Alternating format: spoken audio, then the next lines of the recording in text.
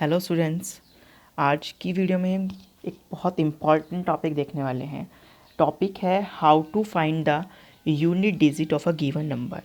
How to find the unit digit of a given number. आपको एक number दे दिया गया, वो नंबर कैसा हो सकता है? दो नंबर का प्रोडक्ट हो सकता है, तीन नंबर का प्रोडक्ट हो सकता है, लाइक 72 इंटू 37 इंटू 55।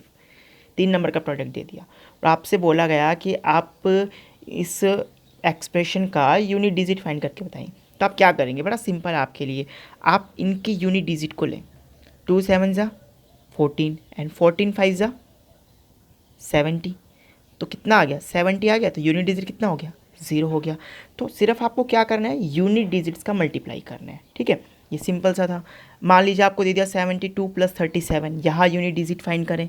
तो आप देखो 2 प्लस 7, सिर्फ यूनिट डिजिट को ऐड कर दो। 2 प्लस 7 इज़ 9। ठीक है, तो यूनिट डिजिट कितना आ गया?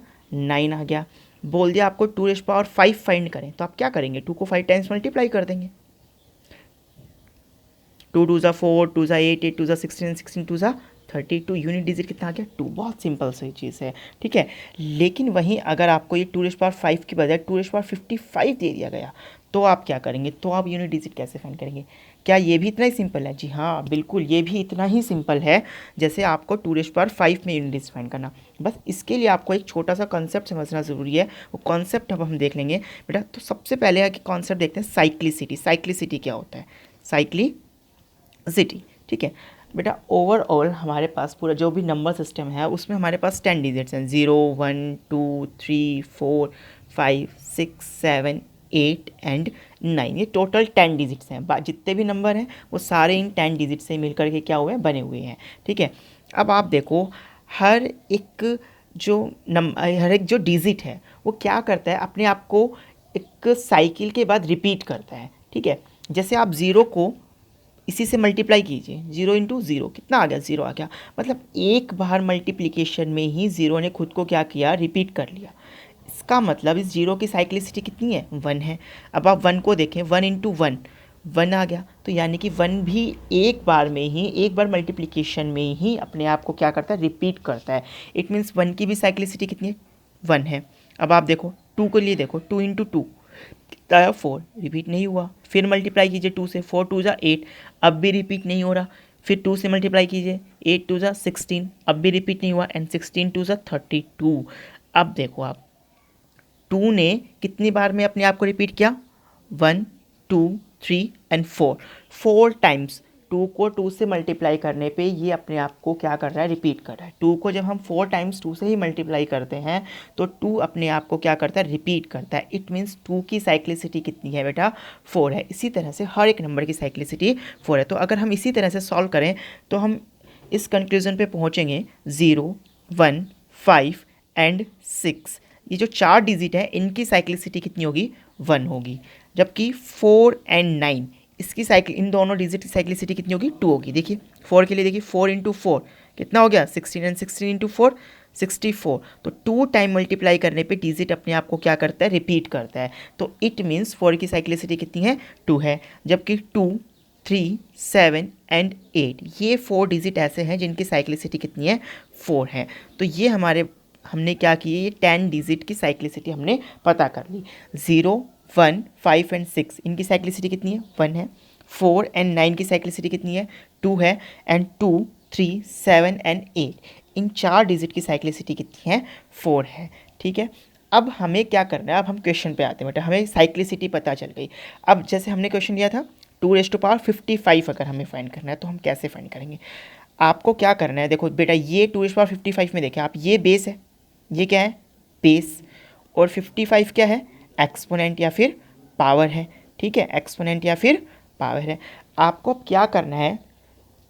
आपको ये देखना है बेस की साइक्लिसिटी कितनी है। बेस है 2, तो 2 की साइक्लिसिटी कितनी होती है? 4। 2 की साइक्लिसिटी कितनी है? 4। तो आपको 4 से जो एक्सपोनेंट है इसको डिवाइड करना है। क्या करना है आपको? बेस की साइक्लिसिटी से जो एक्सपोनेंट है उसको डिवाइड करना है एंड फाइंड द रिमाइंडर। और रिमाइंडर को क्या करना है? फाइंड करना है। करें। 4 1 जा 4, 5 माइनस 4 इज़ 1 एंड 15, तो 4 3 ज़ा 12, कितना आ गया बेटा रिमाइंडर 3 आ गया, रिमाइंडर कितना आ गया 3। अब अगर रिमाइंडर 3 है तो अब क्या, अब आपको ये करना है 2 रेस्ट पावर जो बेस है उसकी पावर आपको कितनी लगा देनी है, ये जो रिमाइंडर आया है 2 यानी कि 2 रेस्ट पावर 3, तो ये हो गया 2 इंटू 2 इंटू 2 दैट इज़ 8। यानी कि अगर आप 2 रेस्ट पावर 55 को सॉल्व करेंगे और 2 रेस्ट पावर 55 को सॉल्व करने पे जो नंबर आएगा उसका यूनिट डिजिट कितना होगा, 8 होगा। 2 रेस्ट पावर 55 को सॉल्व करने पे जो हमारे पास नंबर आएगा उसका यूनिट डिजिट कितना होगा बेटा, 8 होगा। और क्वेश्चन देखते हैं इसी पे बेस्ड। जैसे हमें फाइंड करना है 7 रेस्ट पावर 57 फाइंड करना है, हमें क्या फाइंड करना है, 7 रेस्ट पावर 57 फाइंड करना है। कैसे फाइंड करेंगे, बस सिंपली आपको क्या करना है, बेस कितना है 7, तो इसकी साइक्लिसिटी कितनी है 4। अच्छा, एक्सपोनेंट कितना है 57, तो आपको किसको डिवाइड करना है, 57 को डिवाइड करना है। आपको 57 को 4 से क्या करना है, डिवाइड करना है। 4 से डिवाइड क्यों किया, क्योंकि 7 की साइक्लिसिटी, 7 क्या बेस की साइक्लिसिटी कितनी है 4, इसलिए 4 से डिवाइड किया। अगर यहाँ पर 4 होता तो 4 की साइक्लिसिटी कितनी होती है 2, तो हम किससे डिवाइड करते, 2 से डिवाइड करते, ठीक है। तो हम यहाँ 4 से डिवाइड करते हैं, तो 4 1 जा 4, 5 माइनस 4 इज़ 1 एंड 4 4 जा 16, 17 माइनस 6 इज़ 17 माइनस 16 इज़ 1। तो यहाँ हो गया आपके पास 7 रेस्ट पावर, रिमाइंडर कितना आया 1, यानी कि यूनिट डिजिट क्या आ गई 7 आ गई। तो अगर आप 7 रेस्ट पावर 57 को सॉल्व करते हैं तो जो यूनिट डिजिट आएगा, उस नंबर का जो यूनिट डिजिट आएगा वो कितना होगा बेटा, 7 होगा।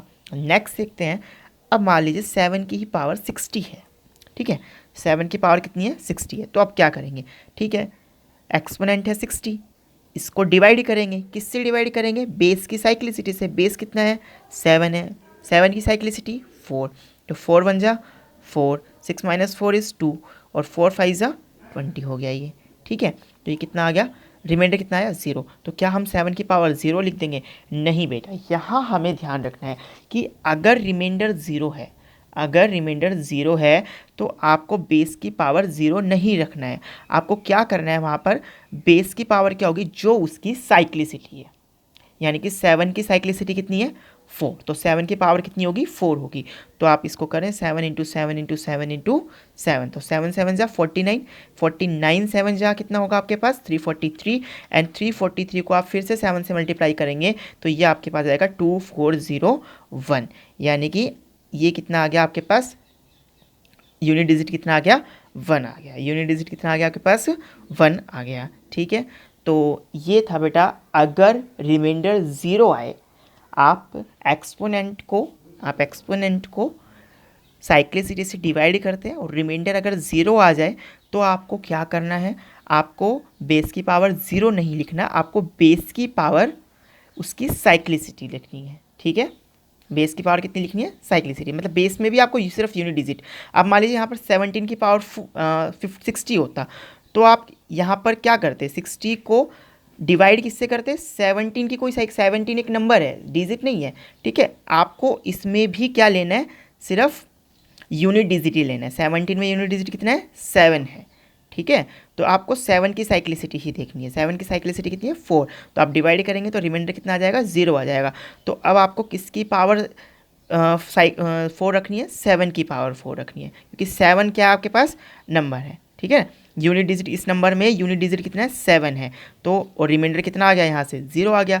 तो यानी कि आप बेस के यूनिट डिजिट की पावर क्या रखेंगे, उसकी साइक्लिसिटी। तो यहाँ से भी आपके पास जो यूनिट डिजिट है वो कितना आ जाएगा 1 ही आ जाएगा, ठीक है। क्लियर हो गई। तो ये बिल्कुल ध्यान रखना है, अगर रिमाइंडर 0 बचे साइक्लिसिटी से डिवाइड करने पे तो आपको किस तरह से क्वेश्चन को सॉल्व करना है, ठीक है। इक्वेशन और देख लेते हैं बेटा। इक्वेशन हमारे पास 7⁻23 इंटू 8⁻13, ठीक है। इस क्वेश्चन को हम कैसे सॉल्व करेंगे, ठीक है। तो यहाँ पर आप देखो, अभी तक क्या हो रहा था, सिर्फ हमारे पास एक ही नंबर आ रहा था, लेकिन यहाँ पर क्या है, 2 एक्सपोनेंशियल फॉर्म्स है और उनका प्रोडक्ट है। तो ठीक है, अब हम यहाँ से कोई इस एक्सपोनेंशियल फॉर्म को मान लीजिए सॉल्व करते हैं, कुछ नंबर आएगा, ठीक है, और यहाँ से किसी इस एक्सपोनेंशियल फॉर्म को सॉल्व करते हैं तो एक और नंबर आएगा, फिर उन दोनों के प्रोडक्ट का यूनिट डिजिट क्या होगा, तो उन दोनों के यूनिट डिजिट को मल्टीप्लाई कर देंगे, तो वही हमारा क्या हो जाएगा, टोटल जो इन दोनों को इसको सॉल्व करने पे जो नंबर आएगा उसका यूनिट डिजिट होगा। तो हम क्या करेंगे, यहाँ से यूनिट डिजिट फाइंड कर लेते हैं और यहाँ से यूनिट डिजिट फाइंड कर लेते हैं।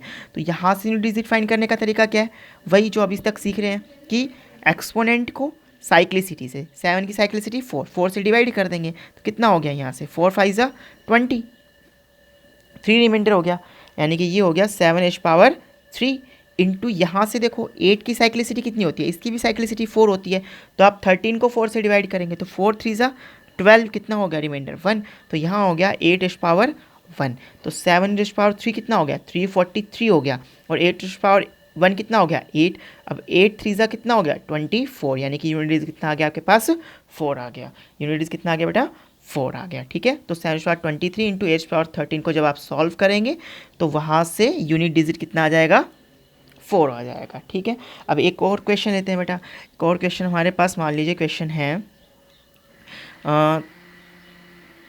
4h⁻23 plus 4h⁻34।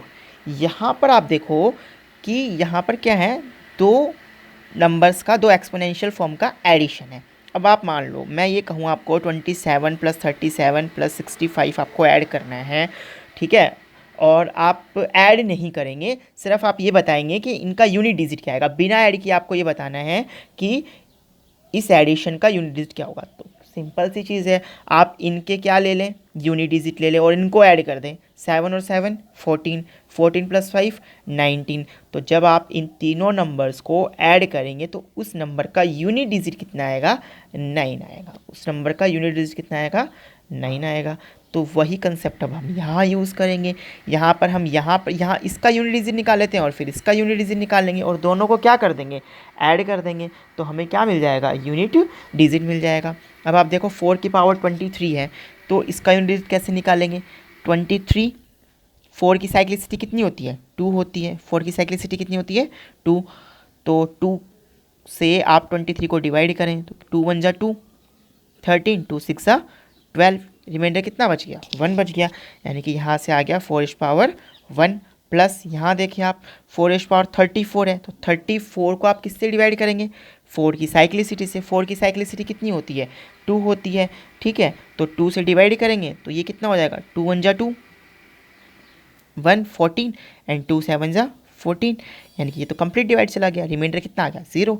और अगर रिमाइंडर 0 आता है तो क्या बताया था आपको, जो बेस है, मतलब बेस का यूनिट डिजिट है, उसकी पावर क्या होगी, उसकी ही साइक्लिसिटी, यानी कि 4 की पावर 2, तो 4 1 जा 4 और ये हो गया 4 4 जा 16, 4 की पावर 2 कितना हो गया 16, तो यहाँ से आपके पास यूनिट डिजिट कितना आ गया 4 प्लस 16 कितना हो गया 20, तो यूनिट डिजिट कितना आ गया 0 आ गया, यूनिट डिजिट कितना आ गया बेटा 0 आ गया। तो अगर आप 4h⁻23 में 4h⁻34 ऐड करेंगे तो जो आपको नंबर मिलेगा उसका यूनिट डिजिट कितना होगा 0 होगा। अब नेक्स्ट वीडियो देख, हाँ सॉरी, नेक्स्ट क्वेश्चन देखते हैं बेटा। नेक्स्ट क्वेश्चन में क्या है, आपके पास एक क्वेश्चन दिया है कि 1 cube plus 2 cube plus 3 cube plus dot dot dot plus 10 cube and the whole power is 64। अब आपको इसको सॉल्व करना है, मतलब इसमें यूनिट डिजिट बताना है आपको, इस नंबर का क्या बताना है यूनिट डिजिट। तो अब क्या करें कि पहले 1 का क्यूब करते हैं, फिर 2 का क्यूब करते हैं, फिर 3 का क्यूब करते हैं, फिर उन इस तरह से 10 तक के क्यूब करते हैं और फिर उनको ऐड करेंगे, फिर तो बहुत कॉम्प्लिकेटेड हो जाएगा, थोड़ा सा ज़्यादा लेंथी हो जाएगा। तो इसको सॉल्व करने के लिए क्या करेंगे बेटा, ये देखो आप ध्यान से देखेंगे तो ये क्या है, फर्स्ट 10 नेचुरल नंबर्स का क्यूब है। क्या है ये, फर्स्ट 10 नेचुरल नंबर्स के क्यूब का सम, फर्स्ट 10 नेचुरल नंबर्स के क्यूब का सम है। तो बेटा हमारे पास एक फॉर्मूला होता है, सम ऑफ क्यूब्स ऑफ